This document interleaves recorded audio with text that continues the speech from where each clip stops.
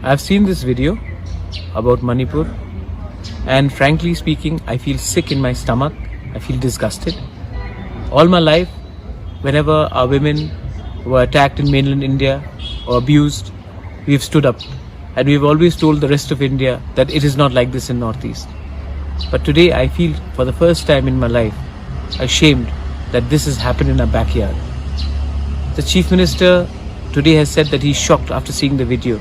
Come on, he's the Home Minister. It's a small state, Manipur. This video obviously has been circulating around Manipur, but we did not know about it because internet was banned. But I'm sure the officials knew about it, he knew about it. And he has to be held accountable. You know, all this time we've been hearing that the police has been taking sides, and this video shows that that allegation is not untrue. The Prime Minister has spoken today. The Chief Justice of India has spoken today. But we need to speak up also. I think time has come for heads to roll. And the demand for a separate administration obviously comes when you see the administration in Manipur itself trying to take side over one community over other. I am sorry that we did not speak out earlier. We should have spoken out a lot earlier, but the internet was banned. We had no idea.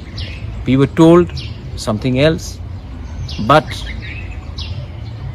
we, as Tipra Motha, the Tiprasa indigenous tribals, are with you, my sisters. We are with all of you all, and we'll stand with you.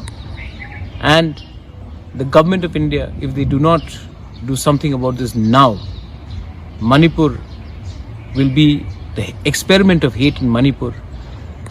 The role of the politicians in this experiment of hate in Manipur, if they do not go today, I don't know how long Manipur will remain intact.